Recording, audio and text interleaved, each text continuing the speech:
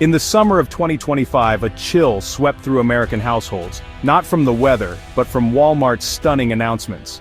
The retail giant revealed it would cut 1,500 corporate jobs, targeting technology and office roles at the core of its operations. Families across the country suddenly faced uncertainty about their futures.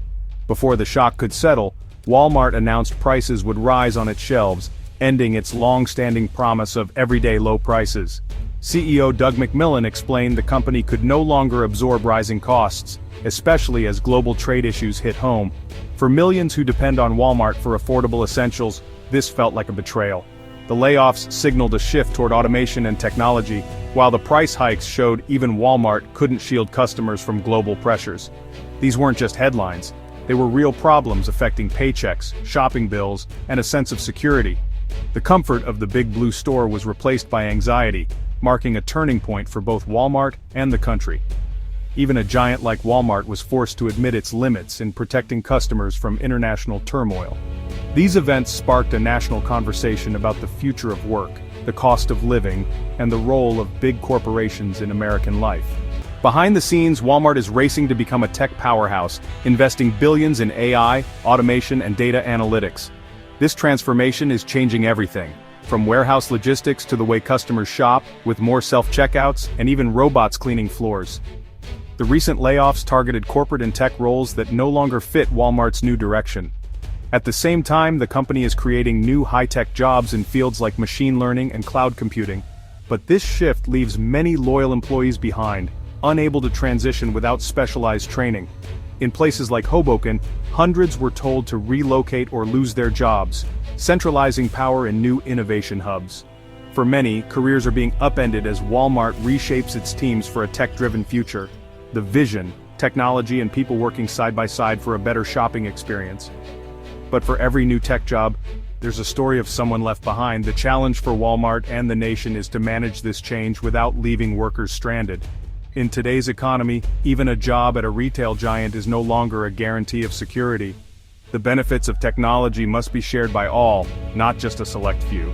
Shoppers are asking, why are Walmart's prices rising? The answer lies in tariffs, taxes on imported goods, especially from China. Walmart imports much of its merchandise from China, and recent US tariffs have hit hard. For years, Walmart tried to absorb these costs, but the tariffs became too high. CEO Doug McMillon said the company's thin margins couldn't take the hit, so prices had to go up.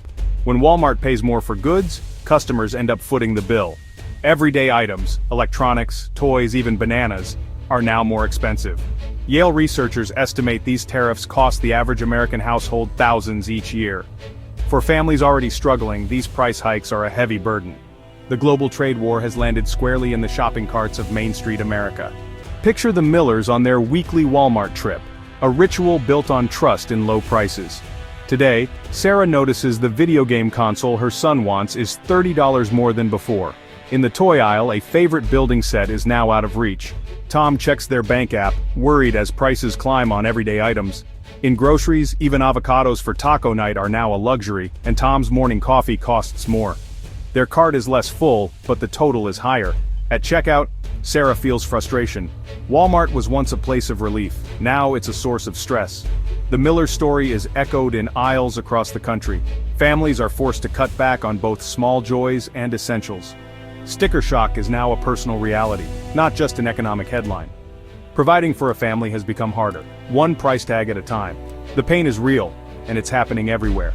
For many, the new Walmart is a symbol of economic anxiety. Walmart's changes ripple through entire communities, especially in small towns where it's the largest employer and main source of affordable goods. Layoffs, even in corporate roles, send a message of instability, shaking local confidence. Families with less income spend less at local businesses, slowing the whole economy. Displaced workers face the daunting task of finding new jobs in a market demanding new skills. In places like Bentonville, layoffs feel like a wound to the community's spirit. Price hikes hit hardest for lower-income families and seniors, forcing tough choices between essentials. Food banks and charities see rising demand as more people struggle. Community engagement declines as financial stress grows. The local Walmart, once a hub, becomes a place of anxiety. Decisions made in distant boardrooms have direct, lasting impacts on American towns.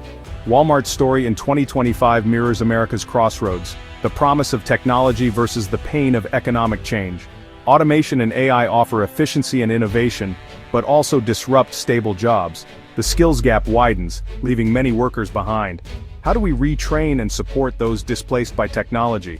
How do we ensure the benefits are shared, not hoarded?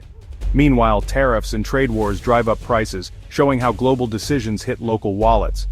Economic anxiety grows as old rules no longer apply. The consumer boycott against Walmart in May 2025 shows people want their voices heard. This is a moment for national reflection. What kind of economy and society do we want? The answers will shape the future of American jobs and daily life. The conversation is urgent, and it's happening now.